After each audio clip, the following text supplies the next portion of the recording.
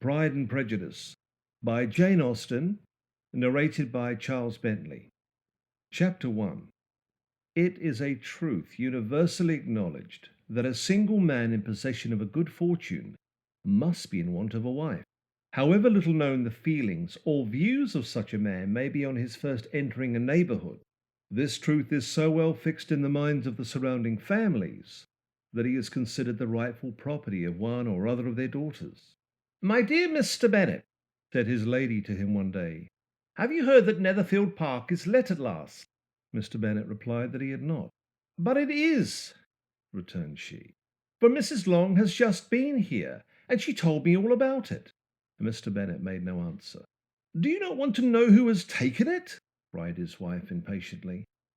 "You want to tell me, and I have no objection to hearing it." This was invitation enough. "Why, my dear, you must know.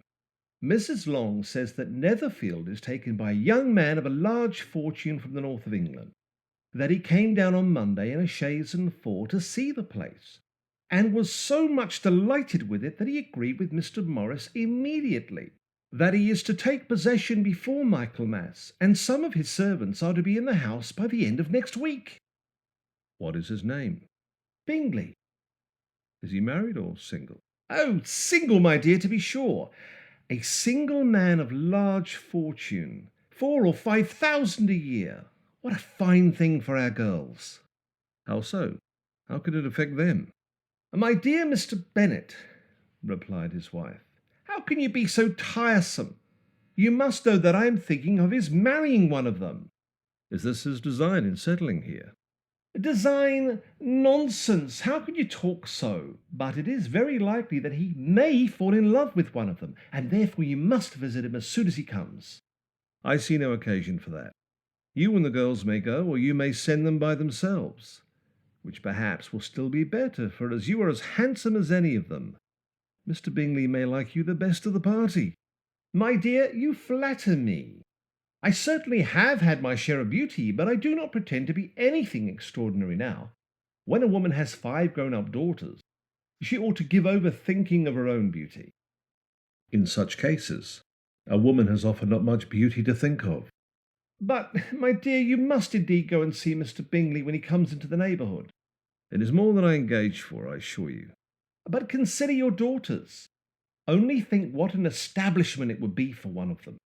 Sir William and Lady Lucas are determined to go, merely on that account, for in general, you know, they visit no newcomers. Indeed, you must go, for it would be impossible for us to visit him if you do not." "You're over scrupulous, surely. I dare say Mr. Bingley will be very glad to see you, and I will send a few lines by you to assure him of my hearty consent to his marrying whichever he chooses of the girls, though I must throw in a good word for my little Lizzie." "I desire you will do no such thing. Lizzie is not a bit better than the others. I am sure she is not half so handsome as Jane, nor half so good-humoured as Lydia, but you are always giving her the preference." "They have none of them much to recommend them," replied he. "They are all silly and ignorant like other girls, but Lizzie has something more of quickness than her sisters." "Mr. Bennet, how can you abuse your own children in such a way?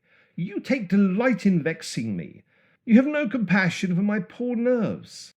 "You mistake me, my dear. I have a high respect for your nerves. They are my old friends. I've heard you mention them with consideration these last 20 years at least." "Ah, you do not know what I suffer."